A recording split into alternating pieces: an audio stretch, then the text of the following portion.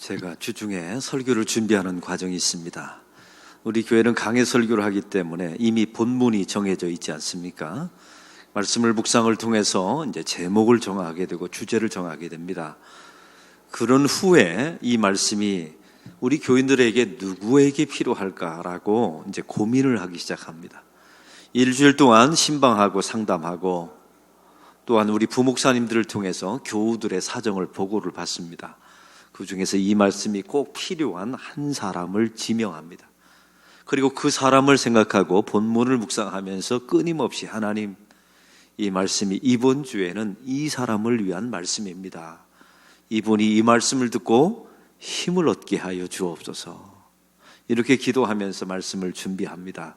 그리고 그날 그 말씀을 선포하면 이상하게 저에게 은혜가 되고 그 사람이 정말로 그 말씀을 듣고 회복되는 역사가 일어나게 되는 것을 저는 많이 보았습니다. 제가 이런 방식으로 설교와 목회를 하게 된 계기가 있습니다. 그것은 바로 예수님께서 그런 방식으로 목회를 하셨기 때문에 그렇습니다. 오늘 요한복음 10장 3절에 보면 예수님이 어떤 식으로 목회하셨는지가 나와 있습니다. 우리 다 같이 요한복음 10장 3절을 읽겠습니다.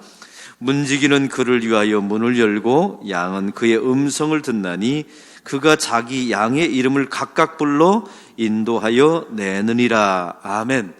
우리 예수님께서 만세전부터 당신의 백성을 구원하기로 예정하셨습니다. 지난주에 말씀을 나눴죠. 이 예정론이라는 것은 이미 우리의 모든 구원은 다 정해져 있으니 가만히 있어도 된다라는 의미가 아닙니다. 우리가 가지고 있는 운명론을 말하고 있는 내용이 아니에요. 이 예정론의 가장 중요한 주제는 이렇습니다. 하나님께서 만세전부터 계획하시고 부르신 사람은 반드시 구원해 내신다는 하나님의 약속이 담겨져 있습니다. 할렐루야. 우리 주님께서 만세전부터 우리를 구원하기로 예정하셨습니다. 그리고 우리의 이름을 지어주셨어요. 이름을 지어주셨다는 말은 우리를 알고 있다는 말입니다. 우리를 사랑하신다는 의미예요. 그리고 우리가 이 땅에 태어났을 때 이 세상이라고 하는 우리 속에 우리를 잠시 맡겨 놓으십니다. 그때는 우리가 목자 되신 예수님의 음성을 알지 못했지요. 근데 어느 날 우리의 주인 되시며 우리의 목자 되신 예수님께서 찾아오셔서 우리의 이름을 불러내십니다. 제가 지난주에도 또 말씀을 나눴습니다. 양에게는 청력이 아주 좋은 짐승이라고요. 우리는 세상의 소리는 참 잘 듣습니다. 얼마나 민감한지 몰라요.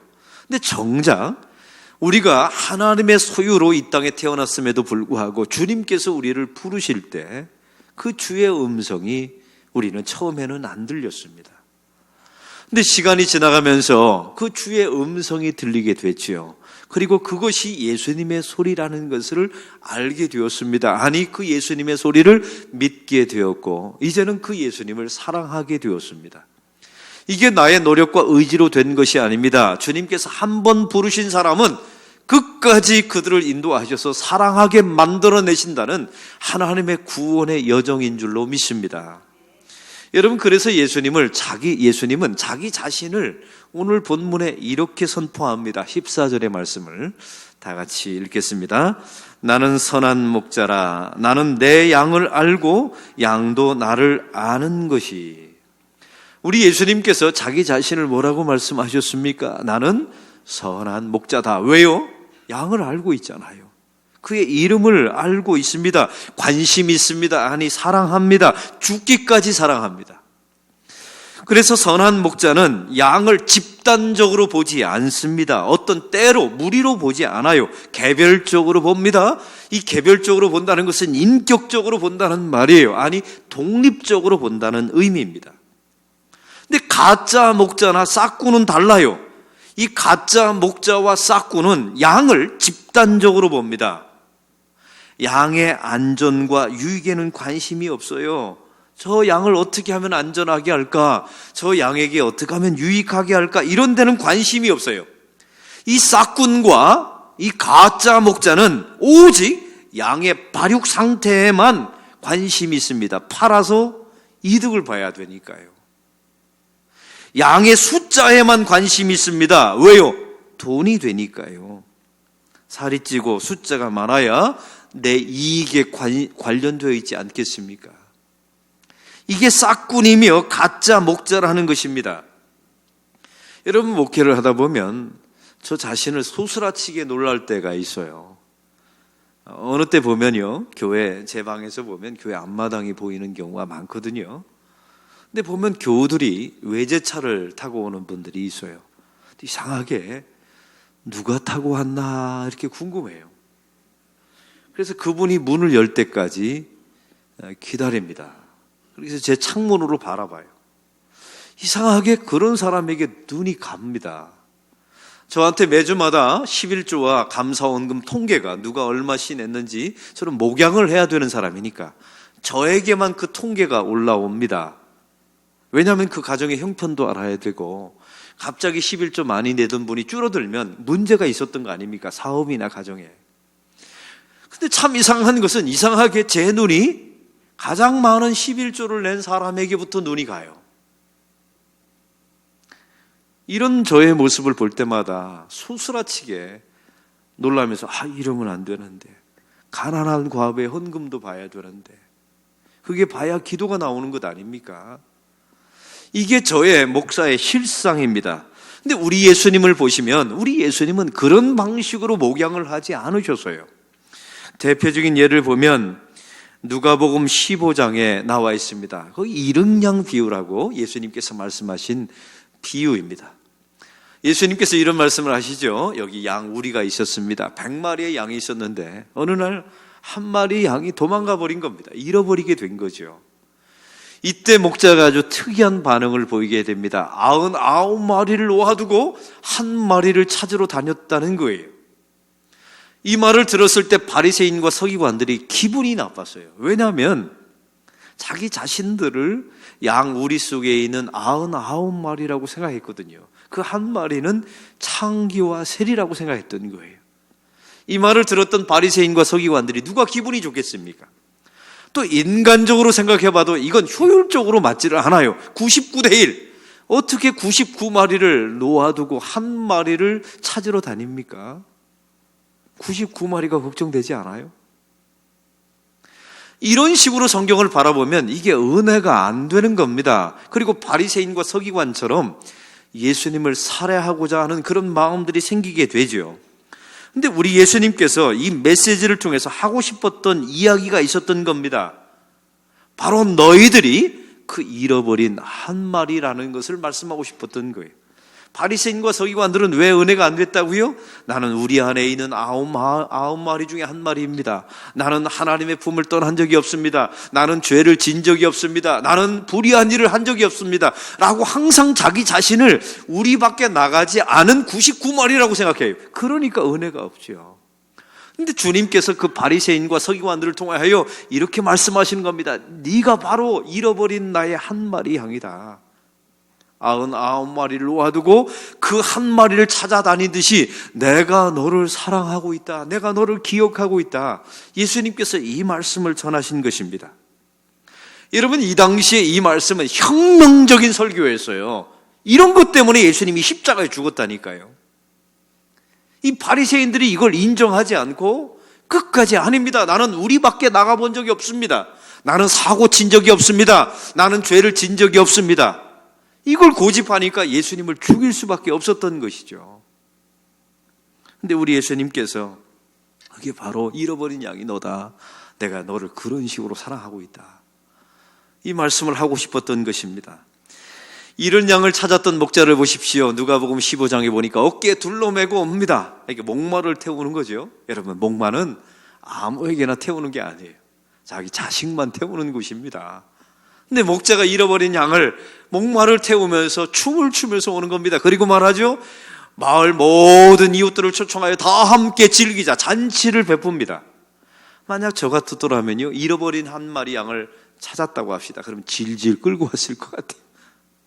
데려오면서 야, 너 한 번만 더 가나면 내가 너 안 찾으러 간다. 너 한 번만 집 나가면 다음에 네 가죽을 벗겨서 내가 잡아먹는다. 이렇게 협박했을 것 같아요. 이 선한 목자 되신 예수님은 그 잃어버린 양을 목마를 태우면서 덩실덩실 춤을 추면서 옵니다. 그리고 모든 이웃을 불러다가 잔치를 베푸는데, 여러분 이 당시에 잔치는 반드시 양고기가 있어야 돼요. 어느 양을 잡았을까요? 우리 안에 있었던 99마리 중에 한 마리를 잡은 겁니다. 이 말을 들었던 바리새인들이 얼마나 격앙했겠습니까? 이런 복음을 받아들일 수가 없었죠. 왜요? 자기 자신을 잃어버린 양이라고 단 한 번도 생각해 본 적이 없어요. 아니, 예수님을 선한 목자라고, 그런 식으로 사랑하는 선한 목자라고 단 한 번도 생각해 본 적이 없었기 때문에 그렇습니다. 잃어버린 양의 입장에서 한번 생각해 보세요. 이렇게 하시는 예수님은 나의 선한 목자이시다, 이렇게 말할 수밖에 없는 것 아닙니까? 그래서 이 누가복음 15장을 보고 성 어거스틴이 이런 말을 했다고 합니다. 하나님은 이 세상에 나 하나밖에 없는 것처럼 나를 사랑하신다. 할렐루야. 이게 성 어거스틴의 고백이었어요. 이 본문을 보고 어느 신학자는 이렇게 말합니다. 만약에 지구상에 나 혼자만 존재했을지라도 하나님께서는 당신의 아들 예수님을 이 땅에 보내셔서 십자가에 죽게 하셨을 것이다. 왜요? 우리 예수님은 선한 목자이시니까요. 이 말씀이 맞습니다. 우리 교인 가운데 3명의 자녀가 있는 부모님이 계셨어요. 우리 교회 지금 나오고 있습니다. 근데 2번째 자녀가 죽었어요. 여러분, 살아있을 때, 본인이 살아있을 때 자녀가 죽으면 가슴에 묻는다고 말하지 않습니까? 이건 보통 일이 아니에요. 자기가 죽는 충격과 똑같답니다. 그러니까 부모의 심정이 그래요. 만약에 그 어머니에게, 우리 교인에게 찾아가서 이랬다고 합시다. 그래도 2명의 아이가 남아있지 않습니까? 만약 이런 식으로 위로했다면 뺨 맞습니다. 왜요? 그 어머니에게 그 죽은 아이는 누가 대신할 수 있는 아이가 아니에요. 이 지구상에 단 하나밖에 없었던 내 아이였습니다. 그 아이가 죽은 것은 그 아이를 다 잃어버린 거예요. 2 아이가 남아있지 않습니까? 이것은 그 여인에게 위로가 되는 말이 아닙니다. 이건 부모가 돼보면 알아요. 아니, 부모가 돼봐서 내 자식을 묻어본 사람은 이 의미를 압니다. 우리 예수님에게 바로 그런 의미가 저와 여러분이었다는 사실이에요. 그래서 이름을 아십니다. 이름을 지어주십니다. 만세전부터 예정하셨고 우리의 이름을 불러주십니다. 오직 한 사람을 위해서 주님께서 십자가에 죽으셨다는 것, 바로 그것이 복음의 메시지입니다. 그래서 우리 예수님은 선한 목자이십니다. 우리 목회자들이 주일 아침이 되면 기도를 합니다. 이렇게 목회자들이 다 모여서 오늘 예배를 위해서 중보기도 하는데, 제가 매 주일마다 빼먹지 않는 기도 제목이 하나 있어요. 그것은 하나님, 한 영혼이 보이게 하여 주옵소서. 우리 교인을 무리로 때려 보이지 말게 하시고, 그 가운데 나의 눈길이 필요하고 나의 메시지가 필요하고 나의 만남이 필요한 그 한 사람이 보이게 해달라고 우리는 기도합니다. 이렇게 기도하고 시작하면 정말로 그 한 영혼이 보여요. 그리고 그 한 영혼을 향한 나의 미소가 있고 만남이 있고 기도가 있죠. 이러면서 선한 목자 되신 예수님의 마음을 하나하나 알아가게 되는 것입니다. 얼마 전에 스카이캐슬이라고 하는 드라마가 맞췄습니다. 엄청난 반향을 일으켰고 시청률을 기록했죠. 부모의 사교육률을 딛고왔던 그런 드라마입니다. 여러분, 이 드라마의 인기 비결이 뭐였다고 생각하세요? 연기력이요? 여러분, 이것이 이 당시의 시사점이라고 생각하십니까? 그렇지 않아요. 제가 이 드라마를 쓰게 된 유현미 작가의 철학을 알고 있습니다. 이 스카이캐슬을 지었던 유현미 작가가 이 스카이캐슬을 극본을 쓸 때 이런 마음으로 썼답니다. 이 드라마를 통하여 한 가정만이라도 지킬 수 있었으면 좋겠다. 이 드라마, 내가 쓰는 이 드라마 대본을 통하여 한 가정만이라도, 이게 중요해요, 한 가정만이라도 지켜냈으면 좋겠다라는 마음으로 이 드라마 대본을 썼답니다. 이 진정성이 전달된 거예요. 여러분, 세상의 드라마도 이렇게 쓰는데 하나님의 백성들의 교회 생활, 신앙 생활, 목회 생활이 이렇게 나가야 되지 않습니까? 왜요? 예수님이 그런 방식으로 선한 목자가 되셔서 사역하셨으니까요. 하나님의 사역과 설교와 여러분의 모든 일들은 오직 한 사람만이라도 지켜낼 수 있다면, 내가 일생 속에 오직 한 사람만이라도 복음을 전해서 구원해낼 수 있다면, 이게 여러분의 인생을 살릴 것입니다. 저와 여러분이 바로 이런 방식으로 선한 목자 되신 예수님을 통해서 살아났기 때문에 그렇습니다. 그래서 오늘 본문의 3절은 이렇게 말하고 있지요. 그가 자기 양의 이름을 각각 불러 인도하여 내오느니라. 여러분, 여기서 인도하다라는 단어에 주목해 보셔야 합니다. 이게 엑사고라고 하는 헬라어입니다. 이 말의 뜻은 이렇습니다. 예수님이 우리를 인도하여 내었다. 엑사고 했다는 말은 선봉에 섰다는 거예요. 예수님께서 앞장서서 우리를 데려가십니다. 왜? 선한 목자는 항상 그렇게 합니다. 자기가 모든 일에 선봉에 서요. 근데 싹군과 가짜는요, 맨 뒤에 선답니다. 이리를 보세요. 여러분, 양을 잡아먹는 싹군 목자나 이리나 이런 사람은 뒤에서 봅니다. 빨리 가라고. 뒤돌아보면 쏜다라고 말하죠. 근데 선한 목자는 엑사고 선봉에 서서 교회를 지을 때도, 건축할 때도 선봉에 서서, 교회가 어려운 일이 있을 때도 선봉에 서서, 교회가 기도가 필요할 때도 선봉에 서서 엑사고 합니다. 이게 우리 예수님의 선한 목자라는 의미예요. 또한 이 인도하여 내다라는 엑사고는 두 번째 의미가 있습니다. 이 양에게 어떤 어려움과 환난이 다가오게 되면 그 모든 것을 자기의 몸으로 받아내다라는 의미를 가지고 있어요. 이게 엑사고의 의미예요. 선봉에 섰기 때문에 내 뒤에 있는 양에게 다가오는 모든 환난과 공격을 온몸으로 받아내다. 이러므로 우리 예수님은 선한 목자 될 수밖에 없는 이유가 여기 있었던 거예요. 그래서 오늘 본문 15절은 이 엑사고의 아주 구체적인 내용을 이렇게 말합니다. 우리 15절 다 같이 읽겠습니다. 아버지께서 나를 아시고 내가 아버지를 아는 것 같으니 나는 양을 위하여 목숨을 버리노라. 예수님께서 엑사고 하셨다는 겁니다. 앞서서 데려가십니다. 선봉에 서십니다. 뒤에 서서 우리를 쫓아오시는 분이 아니에요. 그리고 우리에게 다가오는 모든 환난과 고난을 온몸으로 받아내셨어요. 그게 십자가 아닙니까? 여러분, 십자가가 무슨 의미가 있어요? 저와 여러분이 당해야 되는 죄의 대가, 심판이 있었죠. 근데 예수님께서 십자가에서 그 온몸으로 고스란히 엑사고 하신 겁니다. 온몸으로 받아내신 거예요. 저와 여러분에게 떨어질 모든 하나님의 진노가 있었죠. 유기가 있었죠. 근데 예수님께서 그 모든 진노와 심판과 유기를 십자가에서 다 당해내신 거예요. 그게 바로 예수님의 엑사고였던 겁니다. 인도하여 내사. 그래서 우리 예수님은 선한 목자가 분명합니다. 히브리서 4장 15절은 이렇게 말하죠. 우리의 대제사장인 예수님께서 우리의 연약함을 체유로 하시나니라는 단어가 있어요. 이 체유리라는 말은 한 번만에 우리가 단순히 맛보다라는 의미가 아닙니다. 이 체유리라는 본래 의미는 예수님께서 모두 다 가져가시다라는 뜻이에요. 우리의 연약함이 있지요. 우리의 과거의 상처와 아픔이 있지 않습니까? 이 모든 것을 예수님이 십자가에서 다 가져가셨다. 이런 의미가 체유하셨다는 의미예요. 이 예수님의 엑사고, 이 예수님의 체유하심은 2000년 전에만 벌어진 사건이 아닙니다. 현재 지금 여러분의 삶 속에서도 우리 예수님이 엑사고 선봉에 서서 우리를 인도해 가십니다.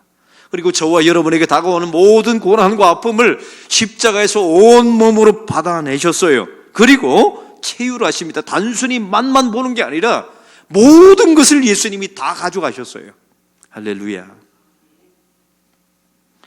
여러분은 양을 위하여 목숨을 버리는 목자, 한번 생각해 보세요. 여기 양 우리가 있어요. 100마리가 있는데 오늘 한 마리가 뛰쳐나갔어요. 그 한 마리를 찾아다니다가 이리한테 목자가 찢겨 죽었어요. 여러분에게 묻습니다. 그 목자를 선한 목자라고 말하겠습니까? 바보 같은 목자라고 말하겠습니까? 한번 생각 좀 한번 해보세요. 지금 양 우리의 99마리가 있어요. 근데 한 마리가 뛰쳐나갔다니까요. 사실은 없어도 돼요. 잃어버려도 되는 양일 수도 있어요. 그런데 목자 되신 예수님은 그걸 찾아가셔서 그 양을 구하다가 십자가에서 찢겨 죽였답니다. 죽었답니다. 선한 목자라고 부르시겠어요? 바보 같은 목자라고 부르시겠어요?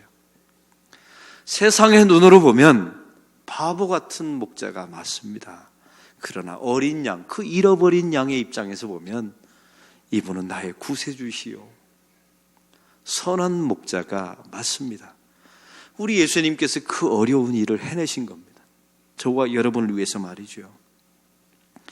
우리 예수님께서 그러므로 우리의 유일한 목자 되십니다. 그분은 우리를 알고 부르셨죠. 엑사고 하셨습니다. 그리고 체휼하셨습니다. 어느 이단 집단을 보면 목사님들을 목자님이라고 부르는 이단 집단이 있더라고요. 일단 그렇게 부르면 의심하셔야 돼요. 왜냐하면 목사는 목자가 아닙니다. 우리의 유일한 목자 되신 예수님밖에 없습니다. 그분께서 우리를 아십니다. 그분께서 우리의 이름을 불러주시고 지어주십니다. 그분의 소유입니다. 그리고 우리를 엑사고 하십니다. 항상 우리를 선봉에 서서 인도하시고 우리에게 다가올 모든 고난과 아픔을 그분께서 온몸으로 받아내셨습니다. 그리고 체휼하십니다. 단순히 맛보신 게 아니라 그분이 우리의 고통, 죽음, 사망 이 모든 것을 다 가져가셨습니다. 할렐루야. 이 고백이 하나님의 백성들을 살릴 것입니다. 제가 오늘 본문을 놓고 기도하고 설교 준비했던 한 대상이 있다고 말씀드렸죠. 제가 그분이 오늘 이 말씀을 붙들고 사셨으면 좋겠다라는 마음의 고백이 있습니다. 얼마 전에 텔레비전 프로 가운데 대박집 이렇게 시리즈가 쭉 나왔는데 그 주제가 이렇습니다. 한 가지만 바뀌었는데 자기 집이 대박이 났답니다. 이걸 시리즈로 한 가지만 바꿨는데, 어떤 조미료 한 가지만 넣었는데 그게 그 집을 대박집으로 만들어줬다고요. 한 가지만 바뀌어도 우리의 인생이 완전히 대박나는 인생으로 바꿀 수 있는 메시지가 무엇일까요? 오늘 본문의 이야기입니다. 예수님은 나의 선한 목자이십니다. 그분이 나의 삶을 알고 있습니다. 그분이 나의 과거와 나의 아픔과 상처를 알고 있습니다. 그분이 나의 이름을 지어주셨습니다. 나는 그분의 소유입니다. 그리고 그분께서 나를 엑사고 하셨습니다. 나의 인생의 선봉에 그분이 서 계십니다. 그분이 나를 인도해 가십니다. 그리고 그분께서 나에게 찾아오는 모든 고난과 환난을 온몸으로 받아내셨습니다. 그분이 체휼하셨습니다. 내 인생을 단순히 맛보신 게 아닙니다. 그분이 나의 고통과 아픔과 모든 과거의 죄짐을 다 가져가셨습니다. 이 고백 단 한 가지만 가지고 있다면 그 사람은 삽니다. 그리고 그의 인생은 풍성케 될 것입니다. 그래서 우리 예수님께서 나는 선한 목자다 말씀하신 것입니다. 이 말씀이 여러분을 살리는 귀한 메시지가 되기를 축원합니다.